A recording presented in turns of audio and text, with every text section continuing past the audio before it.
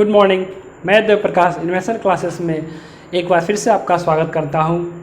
आज हम लोग पढ़ने जा रहे हैं नेचर ऑफ रूट्स, यानी कि द्विघात समीकरण में जो दो मूल होते हैं उन मूलों की प्रकृति क्या होती है और उसको कैसे जांचा जाता है, ये हम चीज़ आज सीखने जा रहे हैं। ठीक, यह प्रश्नवाली 4.4 से रिलेटेड आपका थ्योरी है जिसको हम लोग देख रहे हैं, और इस थ्योरी के जस्ट बाद हम लोग 4.4 को भी पूरा क्लियर करेंगे।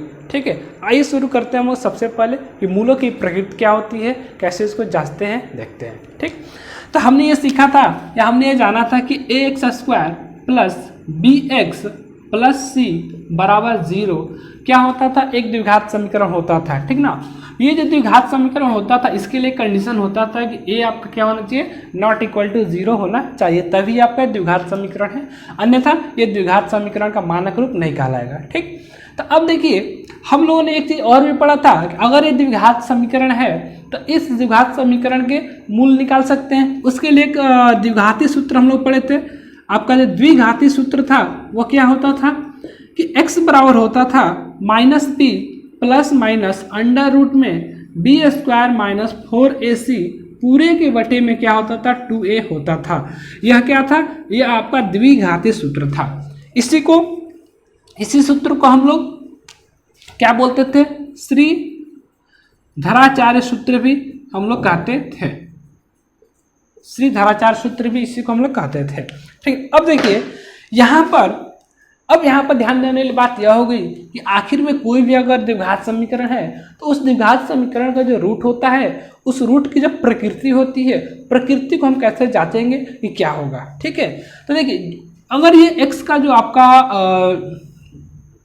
जो x निकालने का जो आपके पास फॉर्मूला होता है, ठीक ना, तो इस फॉर्मूले में आपको जो रूट में जो चीज़ दिखाई दे रही है, अंदर में जो चीज़ आपको दिखाई दे रही है ये आपका b² माइनस 4ac। ठीक है, यहाँ पर जो आपको दिखाई दे रहा है b² माइनस 4a इंटू सी, यह जो आपको चीज़ दिखाई दे रहा है इसी को हम लोग कहते हैं, इसको डी से निरूपित करते हैं, और इसका जो नाम होता है उसको हम लोग बोलते हैं डिस्क्रिमिनांट बोलते हैं। ठीक ना, डिस्क्रिमिनांट भी इसी को बोलते हैं, b² माइनस 4ac को डी से सूचित कीजिएगा इसको। ठीक, इसके अलावा इसी को हम लोग बोलते हैं विवेचक,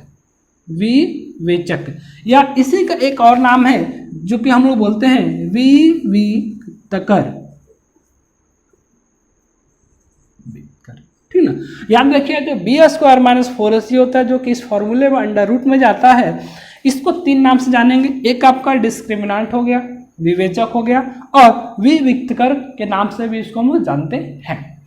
अब देखिए यह जो आपका b² माइनस 4ac है यही आपको बताएगा, इसका जो वैल्यू आएगा हल करने के बाद वही आपको बताएगा कि मूलों की प्रकृति क्या होगी। ठीक है, अब हम लोग देखते हैं कि इसके अकॉर्डिंग मूलों की प्रकृति कैसे बदलती है, क्या होता है। x बराबर जो हमने लिखा था formula -b plus minus under root में b² माइनस 4ac बटे में के 2a, और हमने बताया कि जो भी द्विघात समीकरण होता है, द्विघात समीकरण के मूलों की जो प्रकृति होती है वो पूरी तरह से डिपेंड करती है b² माइनस 4ac के वैल्यू पर। ठीक, तो अब सोचने वाली बात है कि जो b² माइनस 4ac ये जो इसका वैल्यू होगा वो क्या हो सकता है। इसका तीन वैल्यू हो सकता है, या तो यह ग्रेटर देन 0 होगा, ठीक, या तो b² माइनस 4ac का जो वैल्यू आएगा वो आपका 0 के बराबर होगा, या तीसरा कंडीशन बन सकता था कि b² माइनस 4ac आपका क्या हो, वो लेस देन 0 हो। ठीक ना, यही तीन कंडीशन हो सकता है, और तीनों कंडीशन के लिए हम लोग जानेंगे कि मूल कैसे होते हैं, क्या होते हैं। ठीक, अब हम लोग चर्चा करते हैं, सबसे जो पहला कंडीशन है इसकी चर्चा करेंगे, b² माइनस 4ac और ग्रेटर देन 0 हो तो क्या होगा। ठीक है, चलिए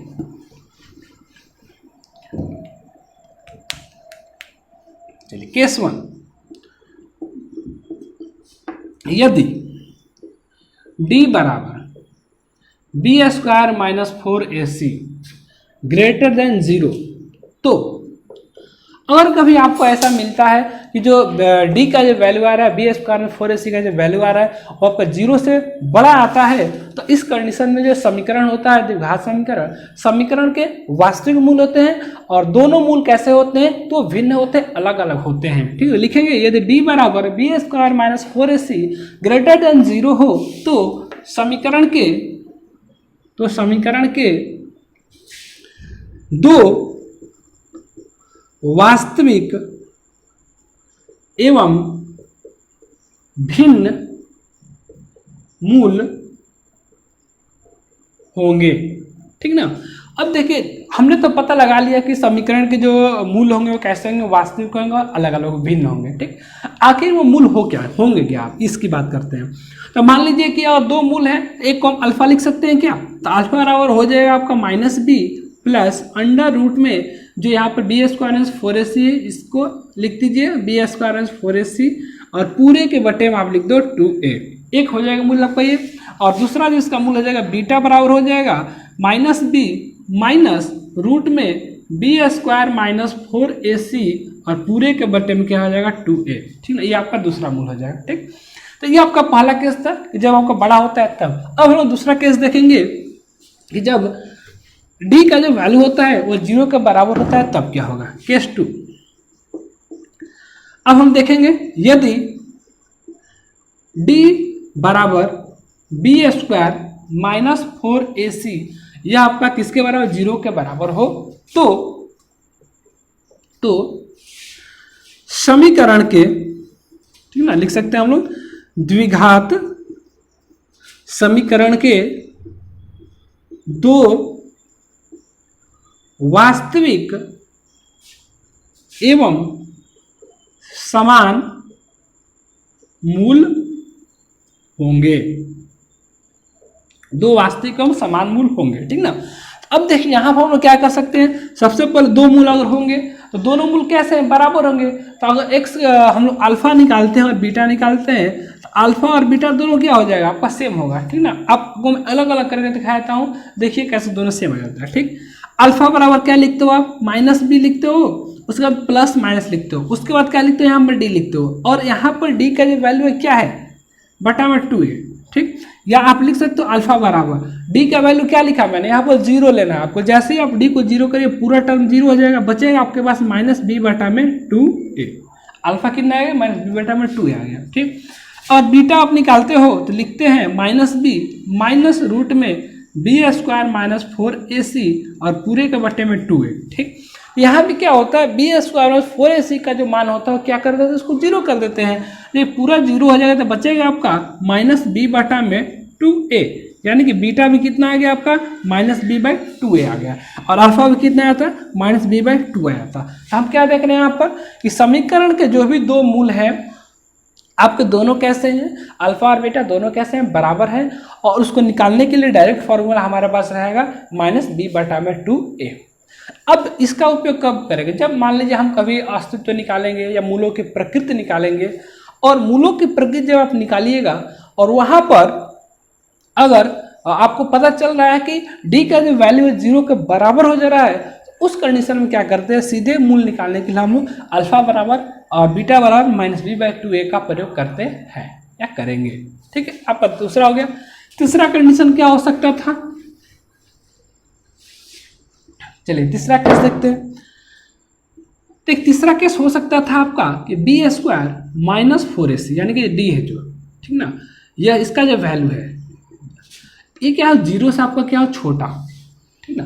तो इस कंडीशन, अगर ऐसा कभी आपको कंडीशन दिखाई देता है कि d बराबर b² -4ac लेस देन 0, 0 से छोटा हो, तो जो समीकरण के जो मूल होते हैं, समीकरण के वास्तविक मूल संभव नहीं है, समीकरण के वास्तविक मूल संभव नहीं है, ठीक है।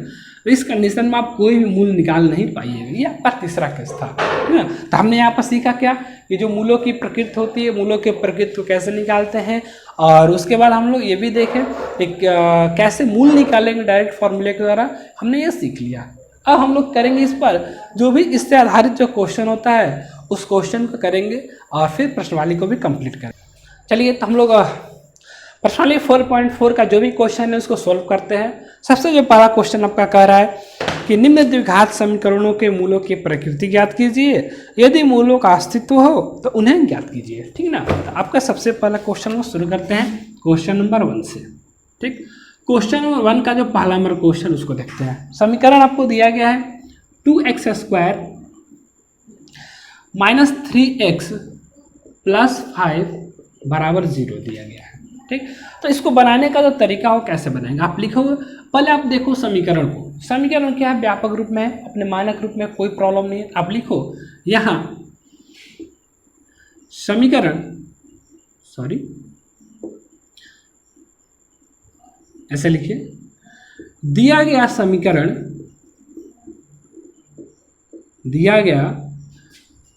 समीकरण, ax² plus bx plus c बराबर 0 के रूप का है। ठीक ना, तो आप यहाँ पर क्या लिख सकते हो, यहाँ a बराबर कितना हो जाएगा 2 हो जाएगा, b बराबर कितना हो जाएगा -3 हो जाएगा, c बराबर कितना हो जाएगा आपका 5 हो जाएगा, +5 हो जाएगा। ठीक, फिर आप क्या निकालोगे, इसलिए d बराबर क्या होता है b² - 4ac निकालो। b का मान कितना रखोगे, -3 रखोगे, 3 का स्क्वायर -4 इंटू a का मान कितना है 2 है, और इंटू में क्या आएगा c का मान कितना है 5 है, तो ये हो जाएगा 9, ये हो जाएगा माइनस। अब देखिए यहाँ माइनस है ना, और यहाँ पर क्या है 4 दूनी 8, 8 पंच 40 आ जाएगा, कितना आपका मान यहाँ पर -31। तो अब जो -31 इसका जो मान है, ये मान क्या है आपका, लेस देन क्या है 0 है। आप यहाँ पर लिखोगे यहाँ हम देख रहे हैं कि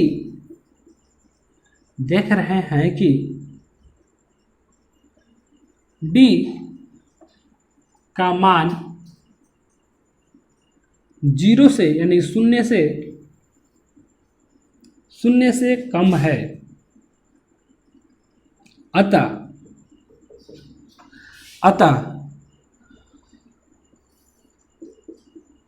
दिए गए द्विघात समीकरण का कोई वास्तविक मूल नहीं होगा, कोई वास्तविक मूल संभव नहीं है। ठीक ना, तो इस तरह से हम क्वेश्चन को बनाएंगे। सबसे पहले अपना देख लेंगे क्या लिखा गया है, जो भी डाटा है लिख लेंगे, फिर डी निकालेंगे, डी की तुलना करेंगे, 0 से छोटा है कि 0 से बड़ा है, क्या है, उसके बाद अपना हम निष्कर्ष लास्ट में लिख देंगे।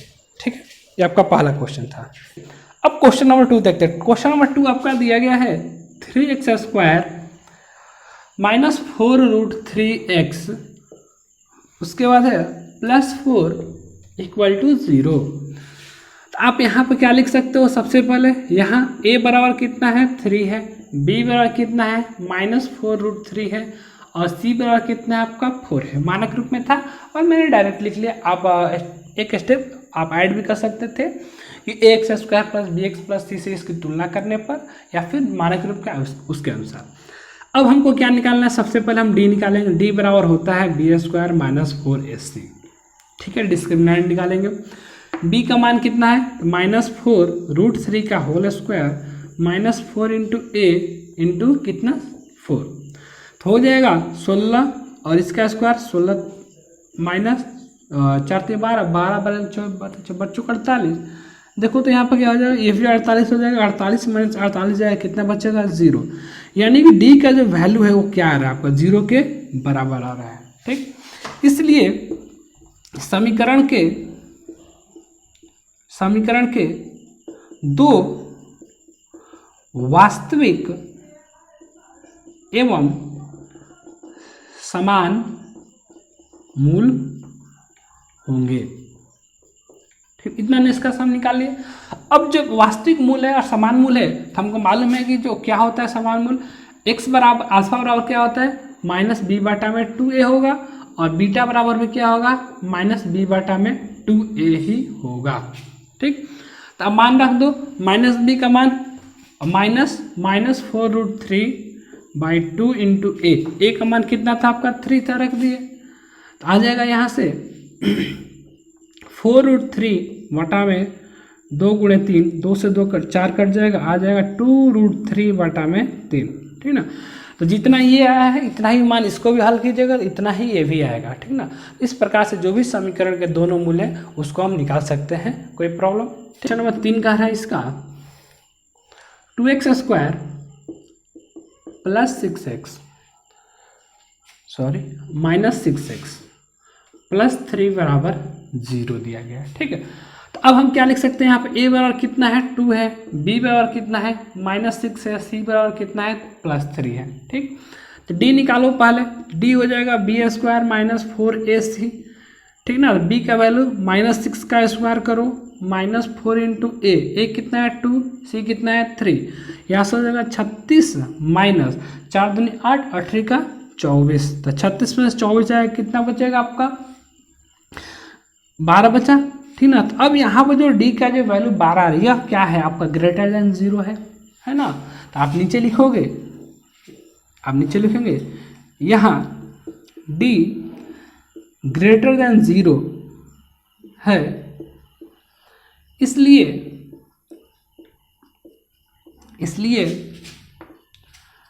वास्तविक एवं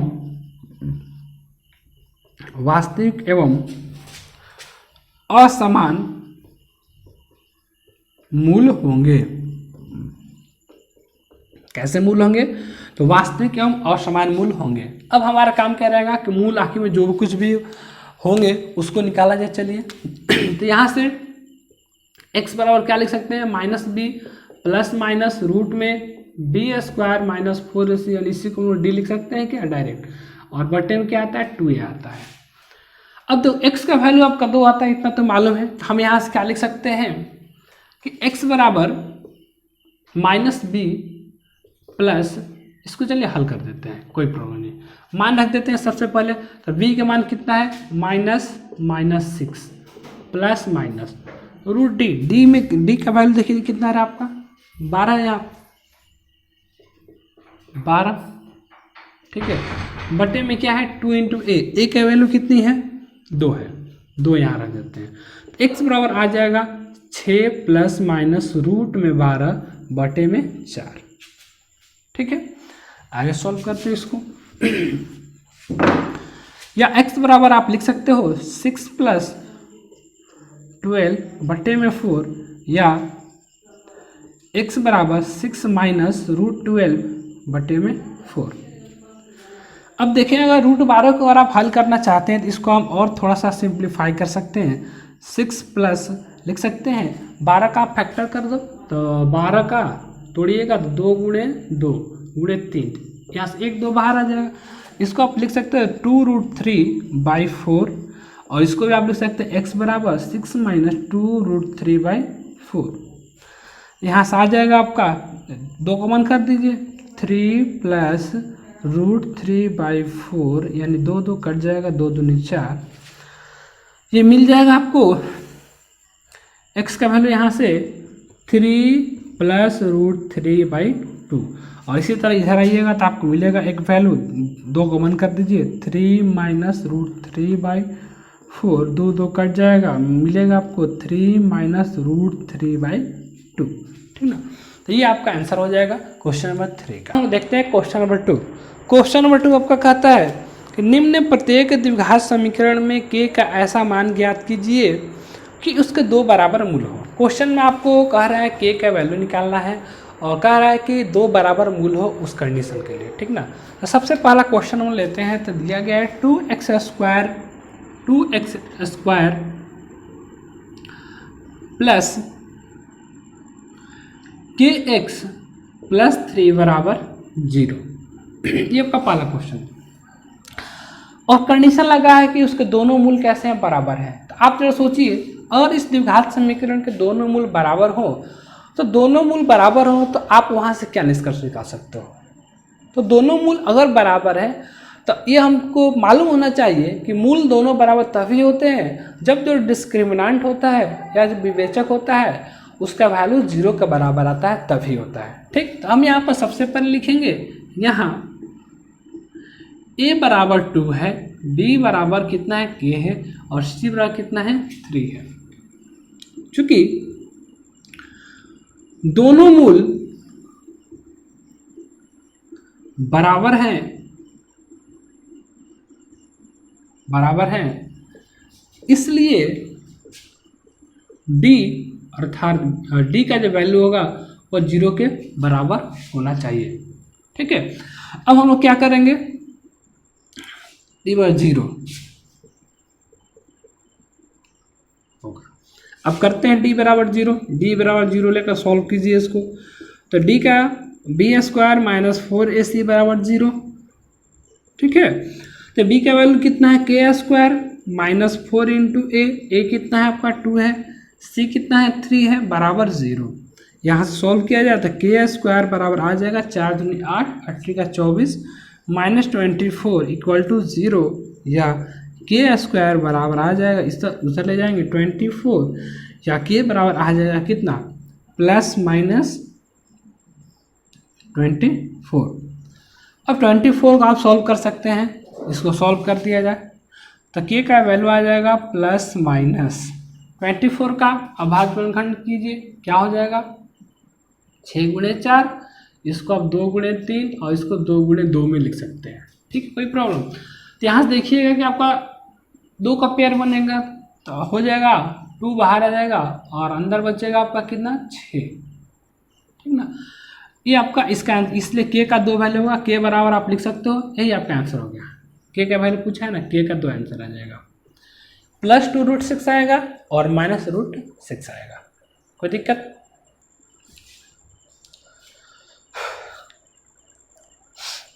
चलिए अब हम लोग देखते हैं क्वेश्चन नंबर 2, दूसरा क्वेश्चन। इसमें आपको एक द्विघात समीकरण दिया गया है, लेकिन अभी आपको द्विघात समीकरण लग नहीं रहा है, तो हमारा काम क्या है, इसको पहले हम सॉल्व करेंगे, सॉल्व करके इसको पहले द्विघात समीकरण के रूप में लेकर चलेंगे।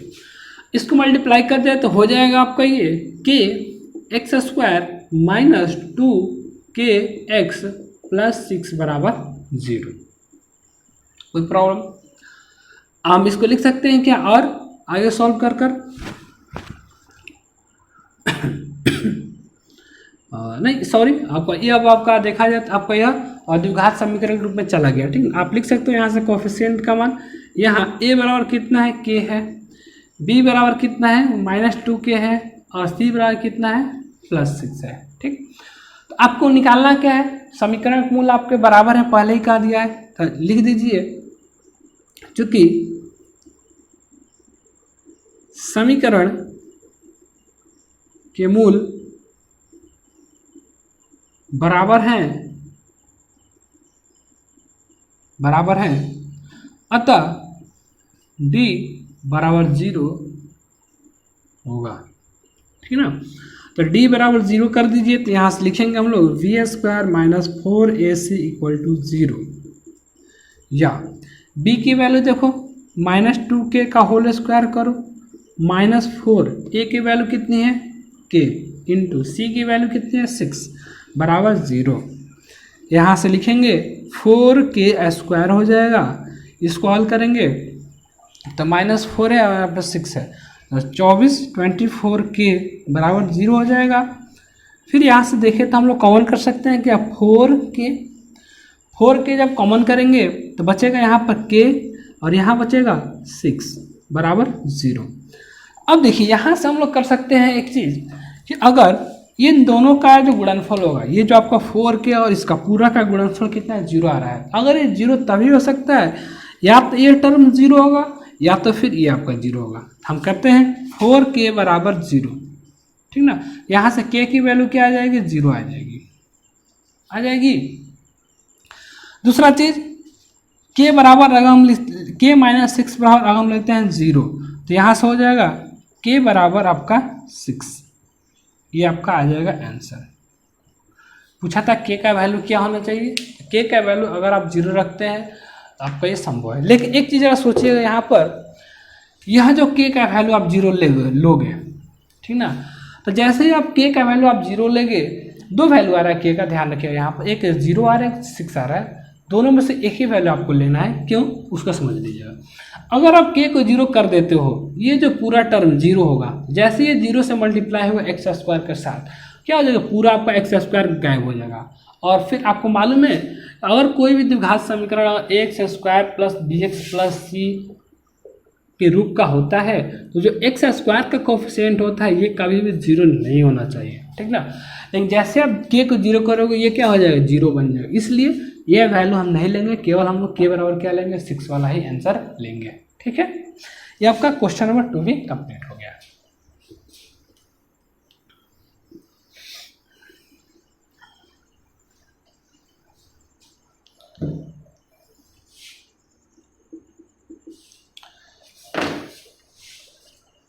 चल देखते हैं क्वेश्चन नंबर 3।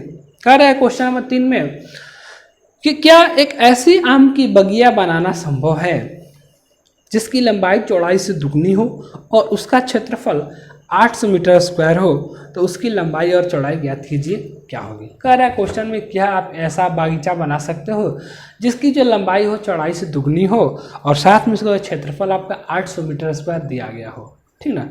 तो आपको निकालना है कि उसकी लंबाई और चौड़ाई क्या होगी अगर वो बागीचा बनाना संभव हो तब।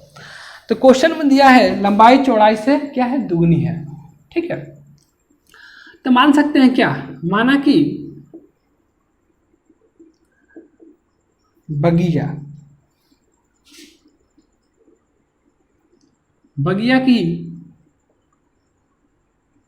चौड़ाई x, मान सकते हैं चौड़ाई कितनी है, x मीटर, ना। तो इसलिए जो बगिया है, बगिया की जो लंबाई हो जाएगी वह कितनी हो जाएगी, लंबाई कितनी हो जाएगी, दुगना कर रहे, देखिए लंबाई क्या है, चौड़ाई से दुगना है, ये कितना हो जाएगा, 2x मीटर हो जाएगा, कोई प्रॉब्लम। अब आपका प्रश्न से चलेंगे हम लोग। प्रश्न से कह रहा है क्वेश्चन कि उसका क्षेत्रफल 800 मीटर स्क्वायर है, ठीक ना। तो क्वेश्चन में लिख लीजिए नीचे, बगिया का क्षेत्रफल बराबर दिया गया है आपको 800 मीटर स्क्वायर, कोई प्रॉब्लम। अब देखो जो भी बगीचा है या बगिया है उसकी लंबाई और चौड़ाई आपको दी गई है, और एक बड़ा एक छोटा है, इतना तो आपको कंफर्म हो गया। जो भी ये बागीचा होगा कैसा होगा, वो आयताकार होगा, ठीक ना। तो मान लेते हैं ये लंबाई 2x है और ये क्या आपका x चौड़ाई हो जाएगी, यही ना है। तो इसका क्षेत्रफल निकालिएगा तो लंबाई गुणा चौड़ाई करेंगे तो इसका क्षेत्रफल निकाल देंगे तो हो जाएगा x × 2x बराबर 800 मीटर स्क्वायर। चूँकि यहाँ पर दोनों में देखिए मीटर रखा है तो x ×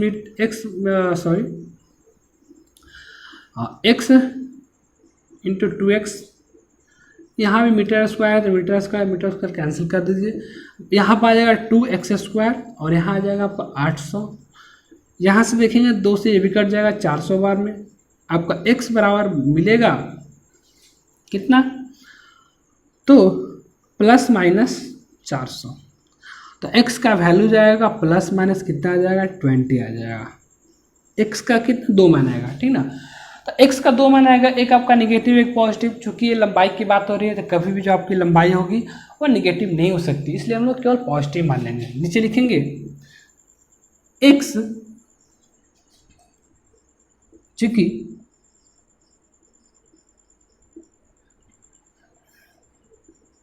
लंबाई मत, इसको दूरी लिखिए, चूंकि दूरी का मान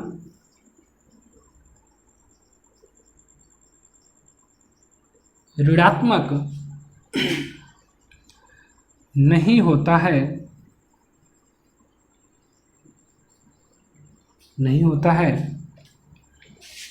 इसलिए x बराबर हम लोग क्या लेंगे, 20 लेंगे। तो x जैसे आपको मान निकाला गया कि ये क्या है, x क्या था आपका, बगीचे की चौड़ाई था। तो नीचे लिख सकते हैं आगे आंसर में कि जो बगिया है, बगिया की जो चौड़ाई होगी वह कितनी हो जाएगी, आपका कितना हो जाएगा, 20 मीटर हो जाएगा। और जो बगिया की जो लंबाई होगी कितना, डबल है ना चौड़ाई का, तो ये हो जाएगा 2 × 20 मीटर, यानी कि 40 मीटर आपका ये आ जाएगा, कोई दिक्कत, ठीक है। तो देखिए पूरे क्वेश्चन को हमने सॉल्व कर दिया, ठीक है। अगर ये क्वेश्चन आपका सॉल्व नहीं होता तब जाकर आप कह पाते कि मतलब ऐसा कोई बगीचा बनाना संभव नहीं है, लेकिन हमको सॉल्व करने में कहीं कुछ प्रॉब्लम नहीं। जो भी इन्फॉर्मेशन दिया था उस इन्फॉर्मेशन के अकॉर्डिंग हमने क्या किया, इसको सॉल्व किया और हमारा जो आंसर था क्या बिल्कुल सही आया, कोई हमको प्रॉब्लम नहीं हुआ, ठीक है। चलिए अब हम देखते हैं क्वेश्चन नंबर 4। क्वेश्चन नंबर 4 में कह रहा है कि क्या निम्न स्थिति संभव है, यदि है तो उनकी वर्तमान आयु ज्ञात कीजिए। दो मित्रों की आयु का योग 20 वर्ष है, 4 वर्ष पूर्व उनकी आयु का गुणनफल 48 था, तो देखना है क्या होता है। ठीक, आइए चेक करते हैं। दो मित्रों की आयु का योग कितना है, 20 वर्ष है। लिख लेते हैं, माना कि पहले मित्र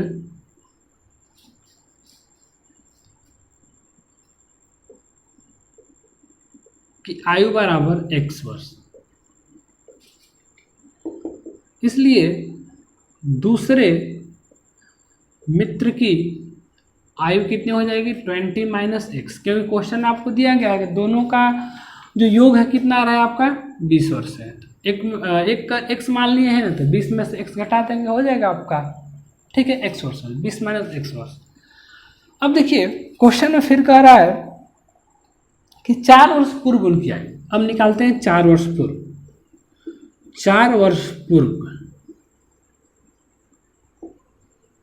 4 वर्ष पूर्व पहले मित्र की आयु क्या है, आयु क्या होगी, पहले मित्र की आयु, तो 4 घटा देंगे, x माइनस 4 कर देंगे इसको हम लोग, ठीक है।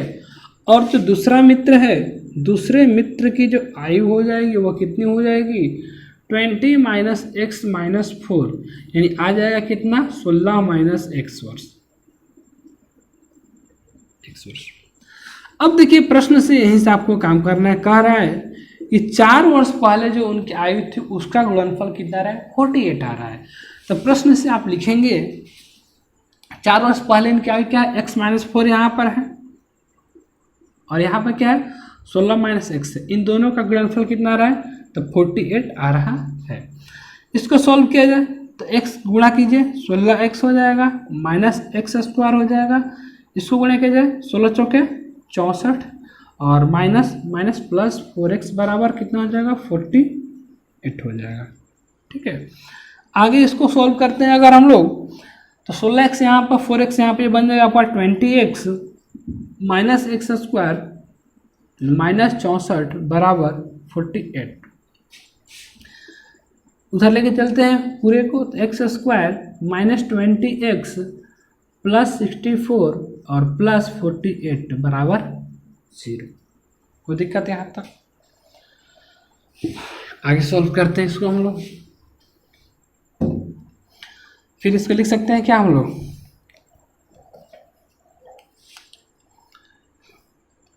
X square minus 20x plus, जोड़ दिया जाए तो 8 4 12 का 2 और 6 4 10 1 11, 112 बराबर 0। तो इतना आ जाएगा आपका, एक द्विघात संख्या हमको मिल गया। अब देखिए ये संभव है कि नहीं, अब इसको चेक कर सकते हैं हम लोग। यहाँ पर क्या आप लिखोगे, a बराबर कितना 1 है, b बराबर कितना है माइनस 20 है, c बराबर कितना है 112 है, ठीक। अगर देखिए क्वेश्चन सही होगा तो जब हम d निकालेंगे तो आपका ग्रेटर देन इक्वल टू 0 आना चाहिए, ठीक ना। अगर लेस देन 0 आ गया समझिए कि क्वेश्चन आपका संभव ही नहीं था।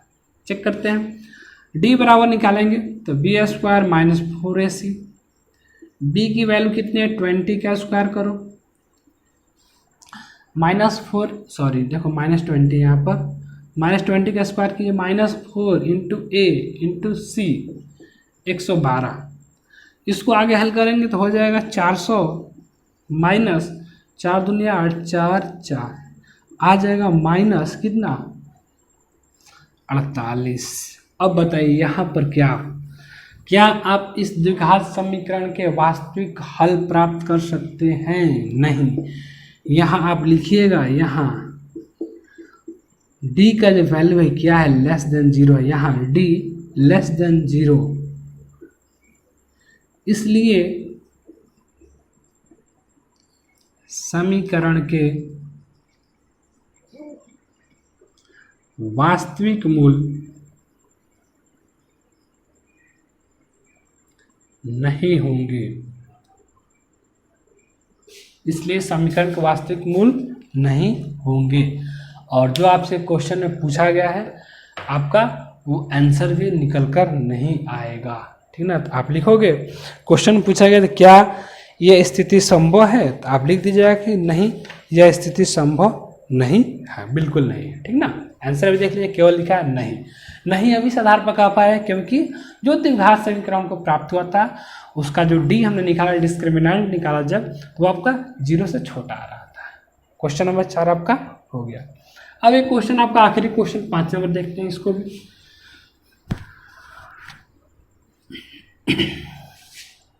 चलिए, क्वेश्चन नंबर 5 है कि क्या परिमाप 80 मीटर तथा क्षेत्रफल 400 मीटर स्क्वायर के एक पार्क को बनाना संभव है? यदि हाँ तो उसकी लंबाई और चौड़ाई ज्ञात कीजिए, क्या होगी। देखिए कह रहा है, क्वेश्चन में आपको दिया क्या गया है, सबसे पहले दिया गया है कि परिमाप, जो पार्क आपको बनाना है, पार्क का परिमाप आपको दिया गया क्वेश्चन में, कितना दिया गया परिमाप, 80 मीटर परिमाप दिया गया, ठीक। और क्या आपको दिया गया है, तो पार्क का आपको क्षेत्रफल भी दिया गया है, पार्क का क्षेत्रफल दिया गया है कितना, 400 मीटर स्क्वायर। यह आपको क्वेश्चन में क्या इंफॉर्मेशन गिवन है पहले से आपको दिया गया है। अब कह रहा है क्या ऐसा पार्क बनाना संभव है कि नहीं है। चलिए कुछ नहीं प्रॉब्लम, क्या मान लेते हैं कि चलिए ये पार्क है, ठीक है। अब इसमें हम क्या करेंगे, मानते हैं, चलिए माना कि पार्क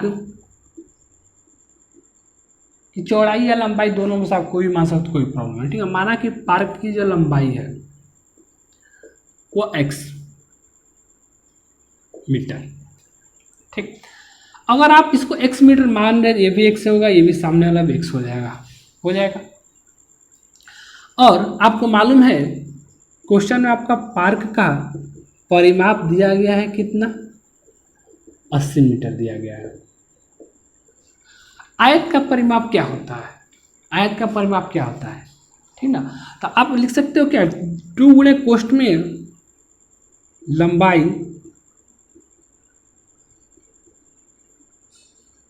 प्लस चौड़ाई बराबर 80 मीटर, यही ना होता है, 2 गुणे कोष्ठ में लंबाई प्लस चौड़ाई, ये आयत का परिमाप होता है, ठीक है। अब देखिए यहाँ से 2 से 3 कैंसिल हो जाएगा पहले, तो बचेगा आपके पास लंबाई, और लंबाई का जो वैल्यू है क्या मान, x, इसको पुट करो, x प्लस चौड़ाई बराबर कितना हो जाएगा, 40 मीटर आ जाएगा, ठीक है। और यहाँ से चौड़ाई का जो मान आ जाएगा, देख लीजिए कितना आ जाएगा, वो आ जाएगा, x को उधर लेकर जाएंगे तो 40 माइनस x मीटर आ जाएगा आपका चौड़ाई। तो हमने लंबाई माना था और परिमाप वाले रिलेशन का सारे हमने चौड़ाई भी इसका ज्ञात कर लिया, यानी कि इसकी जो चौड़ाई हो जाएगी कितनी हो जाएगी, 40 माइनस x मीटर इसकी चौड़ाई हो जाएगी। अब देखिए क्वेश्चन में कौन इन्फॉर्मेशन है कि पार्क का क्षेत्रफल दिया गया था, उसको चेक करते हैं, पुनः प्रश्न से करते हैं। चलिए एक बार यहां था प्रश्न से, पुनः प्रश्न से, पार्क का क्षेत्रफल कितना दिया गया है, 400 मीटर स्क्वायर दिया गया है। अब देखो यहाँ से आपका लंबाई मालूम है, चौड़ाई मालूम है, लंबाई गुणा चौड़ाई कर देते हैं, तो x इंटू हो जाएगा 40 माइनस x, ठीक ना। ये भी मीटर में आपका था, यहाँ पर x मीटर है, यहाँ भी आपका, यहाँ मीटर है, यहाँ 400 मीटर स्क्वायर है, कोई दिक्कत। अब देखोगे यहाँ से, तो सबसे पहले आप इसको गुणा करो, तो मीटर को साइड हम कर लेते हैं पहले, x 40 माइनस x और मीटर स्क्वायर यहाँ पर और 400 मीटर स्क्वायर यहाँ पर, ये कटा लेते हैं पहले, ठीक ना। अब आपको सीधे x का वैल्यू आ जाएगा, आसान हो जाएगा, गुणा कर दीजिए, 40x आ जाएगा माइनस x स्क्वायर आ जाएगा, बराबर में रहेगा कितना, 400। कोई प्रॉब्लम, आगे इसको सॉल्व करेंगे अगर हम लोग तो हो जाएगा x का स्क्वायर माइनस 40x प्लस 400 बराबर 0, ठीक ना। तो फिर वही तरीका अपनाएंगे, यहाँ a बराबर कितना है, 1 है, b बराबर कितना है, माइनस 40 है, और c बराबर कितना है, 400 है, 400।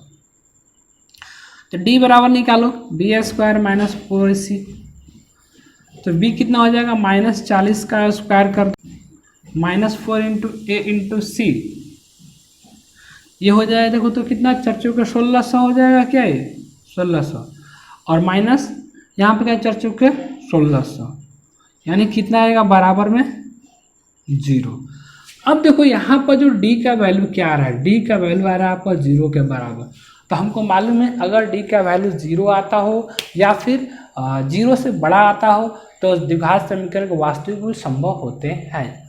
यानी कि इस क्वेश्चन, जो भी ये क्वेश्चन दिया गया था, ये क्वेश्चन यानी ऐसा पार्क बनाना संभव है। और इस क्वेश्चन का आंसर अगर आपसे पूछेगा तो सबसे पहला जो इसका आंसर हो जाएगा, इसका जो सबसे पहला जो आंसर हो जाएगा आप लिख दीजिएगा, इसका पहला आंसर कि हाँ भाई इसका जो भी है बनाना संभव है, पार्क बनाना, हाँ पार्क बनाना संभव है, पार्क बनाना संभव है। अब जब संभव है तो आपसे क्वेश्चन में पूछा है कि लंबाई और चौड़ाई दोनों ज्ञात करके निकालिए। अगर लंबाई और चौड़ाई निकालना है हमको तो यहाँ पर x की वैल्यू यही अननोन है, इसको निकालेंगे। द्विघात समीकरण आपके पास दिया गया है और d का मान क्या आ रहा है आपका 0 आ रहा है। जब d का मान 0 है यानी हमको मालूम हो गया कि जो द्विघात समीकरण है उसके मूल कैसे होंगे, बराबर होंगे। तो और बराबर उसके लिए फार्मूला क्या होता है, -b/2a, डायरेक्ट फार्मूला लगा दो, यहाँ से हो जाएगा -b। b कितना है -40/2a, 2 इंटू a की वैल्यू कितनी है 1, यहाँ से हो जाएगा 40/2, 2 से कट जाएगा 40, 20 पर में, यानी कि x का जो मान आ जाएगा क्या आ जाएगा आपका 20 आ जाएगा और दोनों मान क्या होगा, बराबर होगा। तो अब आपसे क्वेश्चन पूछा है कि लंबाई बताओ, तो लंबाई आप लिख सकते हो, लंबाई कितनी हो जाएगी, लंबाई लंबाई बराबर 20 मीटर और चौड़ाई पूछा है, चौड़ाई आपका कितना हो जाएगा 40 - x, यानी कि 40 में से 20 जाएगा, कितना बचेगा 20 ही बचेगा, 20 मीटर ये भी आ जाएगा आपका। ये आपका प्रश्नवाली 4.4 आपका खत्म हो गया। नेक्स्ट क्लास में हम लोग जो आपका अर्थमेटिक प्रोग्रेशन है, एपी समांतर श्रेणी जिसको बोलते हैं, उसकी शुरुआत करेंगे। ठीक है, हाँ अगला वीडियो शुरू करने, अगला क्लास लेने से पहले जो भी इस चैप्टर से रिलेटेड ऑब्जेक्टिव क्वेश्चन है, हम ऑब्जेक्टिव क्वेश्चन करेंगे। कुछ ऑब्जेक्टिव क्वेश्चन करने का प्रयास करें, कम से कम 50 ऑब्जेक्टिव क्वेश्चन करने का हम लोग प्रयास करेंगे और फिर हम लोग आगे बढ़ेंगे।